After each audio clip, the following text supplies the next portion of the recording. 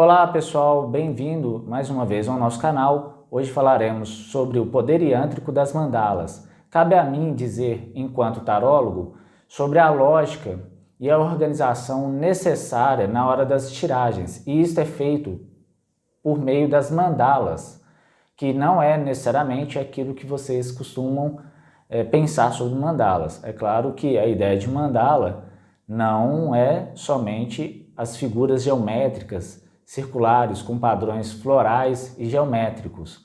Por isso, nós também chamamos de mandalas as configurações simétricas e assimétricas que nós utilizamos, nos servirmos na hora da leitura, da observação e do levantamento das informações que usaremos para abordar a problemática trazida por nosso consulente.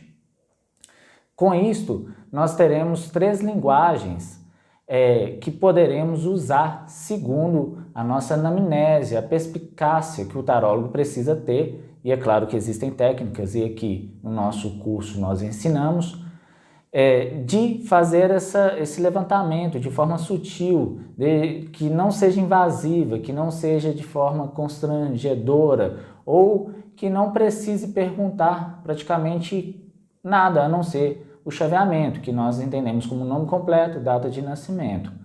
Agora, fato é que, feito esse levantamento, nós conseguimos, por meio de outros métodos, perceber qual é o nível psicológico e cultural do nosso consulente. E isso é muito importante, porque na hora da abordagem, para que haja uma melhor absorção das informações, um melhor aproveitamento do nosso consulente no menor intervalo de tempo possível, levando-se em consideração que a leitura é algo rápido, está dentro daquilo que nós já falamos em outros vídeos de terapia breve, que não além de somente ser curta e breve, ela trata temas distintos, não precisa necessariamente ter uma continuidade dentro do mesmo tema, ou uma investigação, uma cariação maior, para só depois ter uma resolução. Então é fácil, através da mandala, você levantar uma questão e ir no âmago daquilo que é necessário ser dito, tratado, mostrado e etc. Assim sendo, nós temos três linguagens que podemos adotar na hora da leitura utilizando de mandalas, seja elas assimétricas ou simétricas. E exemplos de mandala simétrica e assimétrica teremos ali, para que fique mais fácil de conhecimento de vocês. A mandala assimétrica seria um exemplo muito comum e já muito conhecido, utilizado no meio dos tarotistas, dos leitores de carta, a mandala chamada cruz celta. E essa mandala cruz celta, ela é um tipo de mandala assimétrica. Agora, uma outra mandala em contraposição a essa, que seria a mandala simétrica, de conformidade simétrica, seria a mandala de passado, presente e futuro, ou situação, problema e solução, que a configuração é a mesma. E assim por diante. As mandalas, elas precisam então respeitar uma formação assimétrica ou simétrica. E todo tarólogo vai utilizar e vai, antes mesmo de deitar as cartas na mesa, avaliar se aquela pergunta é mais interessante ser utilizada uma mandala de configuração simétrica ou assimétrica. Isso é claro que interfere sim, e nós temos provas disso por meio de várias tiragens que nós fizemos ao longo dos anos.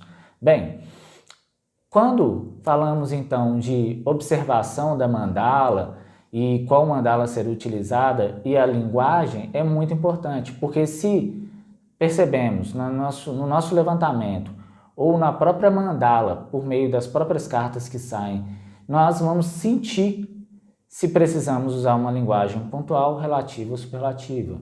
Se o apelo, ou o pedido, ou o levantamento psicoafetivo, segundo o parâmetro psicológico cultural daquele consulente, pedir uma leitura pontual, devemos ser o mais objetivos, simples e diretos, usando sempre exemplos do dia a dia, de forma bastante assim, simples e direta. Se não, podemos utilizar então uma linguagem relativa, mais subjetiva, mais que fale mais ao coração do indivíduo, utilizando de vários matizes do sentimento e desse universo mais que toque mais ao coração da pessoa. Então, são exemplos de coisas da própria vida. Agora, se percebemos pela própria iconografia das cartas e pela própria escolha da mandala, se é uma mandala simétrica ou simétrica, nós vamos então fazer uma leitura usando uma abordagem segundo a linguagem superlativa. E essa linguagem superlativa, ela é mais complexa, ela vai num nível mais profundo do psique do nosso consulente. Mas para isso nós temos que observar se o consulente já está preparado para esse tipo de abordagem, esse tipo de leitura, porque ela exige um amadurecimento maior a nível espiritual e exige também um raciocínio lógico, um acompanhamento de raciocínio lógico muito fino entre nós. Além do mais, é interessante notar que feita essa abordagem, feita essa análise, e aí sim, depois dessa análise feita, escolhemos uma dessas 3 linguagens para tratar a temática que o nosso consulente traz para nós naquele dia de leitura ou de consulta, nós vamos, portanto, seguir com ele trabalhando segundo a indução daquela mandala. Então, se uma mandala ela é simétrica, ela tem um poder de adesão e coesão muito mais clara, muito mais nítida, muito mais fácil de ser trabalhada.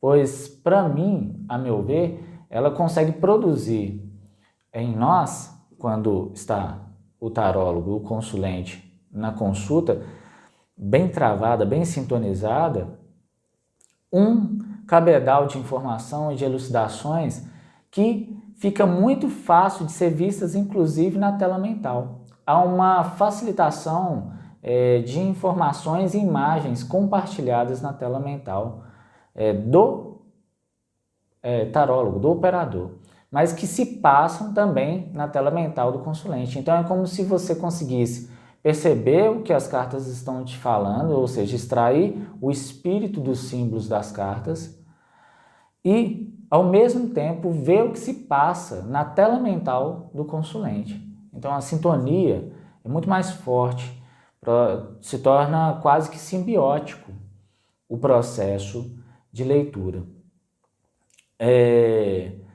Mas também vem com um desafio, porque se fica mais simbiótico, você passa a não só ver a história da pessoa na sua tela mental, você começa a ver coisas que a pessoa está pensando e sentindo naquele momento que você está falando aquilo. É como se ambos pudessem ao mesmo tempo reviver as coisas que estão sendo faladas e ver e sentir sobre determinada perspectiva e perceber pensamentos que ali estão ocorrendo. É como se houvesse uma ampliação da consciência e aí as mentes individuais mergulhassem num todo ou num campo mental que é indiferenciado. Isso se dá porque a mandala ela respeita uma configuração que é iântrica. E aqui nós entendemos o yantra não segundo os preceitos ao qual nós respeitamos muito do hinduísmo relacionado às religiões hindus, a Mãe Durga e aquela coisa toda. Mas a tradução da palavra yantra segundo o Devanagari, que significa veículo do movimento. Então, só o fato de abrir uma configuração, haver uma organização geométrica, estética, diante dos olhos do tarólogo e do consulente, isso já produz uma indução e uma facilitação e um direcionamento. Então, existe um movimento direcionado de caráter expansivo, onde tudo que é falado toma um espaço muito grande na mente e nos sentimentos daquela pessoa. Então, há de produzir efeitos contundentes, substanciais, fortes e, ao mesmo tempo, que evocam, pela mandala ter em si esse poder iântrico, um poder de velocidade, de movimento voltado para a resolução e assertividade. É claro, quando o consulente aceita o desafio de superar a si mesmo, pois ali aparece o dilema, ou ali aparece o dilema acompanhado de uma solução, porque as cartas são divididas em sombra e luz. E no final, a sombra nada mais é do que a ausência de luz. Então, no final das contas, toda a leitura precisa ser encaminhada para o campo de luz, ou seja, para as observações que vão auxiliá-lo a resolver a questão, os desafios, as diversidades.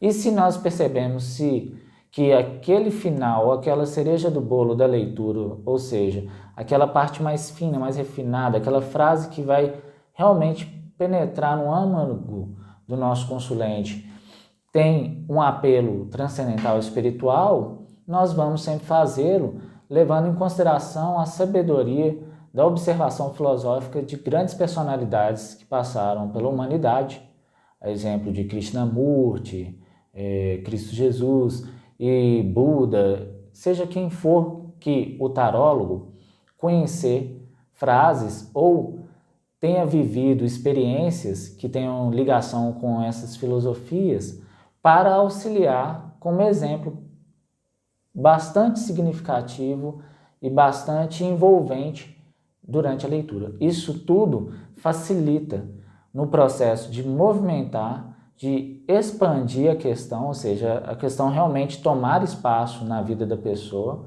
porque muitas das vezes os problemas que a pessoa traz está relacionado a um processo de negação e fuga da pessoa.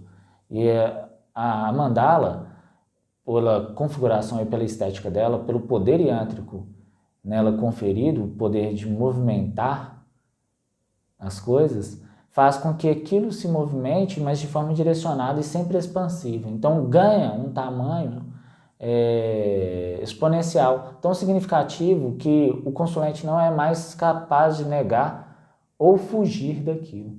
Por isso que às vezes eu falo, tem certeza que você quer fazer essa leitura, que você quer fazer essa pergunta? Porque uma vez que você fizer, uma vez que você abrir, não tem mais volta.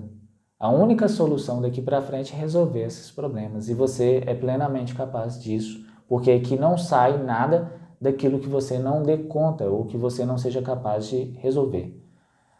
Mas o mais legal de tudo é que a mandala produz isso. E aí, de acordo com a mandala utilizada, ela vai ter um apelo maior para um campo ou um setor da vida da pessoa. Por isso, no nosso curso de aprofundamento, para as pessoas que já fazem leitura com o tarô, que já são tarólogos, que é o aprofundamento de mandalas e sua aplicabilidade, nós ensinamos 4 tipos de mandalas diferentes. E dentre essas 4 mandalas existem a de configuração simétrica e assimétrica, e aí nós explicamos com profundidade, com toda a técnica e o cientificismo aplicado a isso, para dar o suporte a esses tarólogos que ainda utilizam as mandalas, mas só como um mecanismo puramente de organização mental. Então foi isso que eu queria e que eu pensei em trazer para vocês. Espero que vocês tenham gostado, espero que vocês passem para frente e coloquem mais pessoas para fazer parte desse campo, desse meio de estudos que é o nosso, que é os oráculos. Muito obrigado, sim? Até a próxima. Tchau!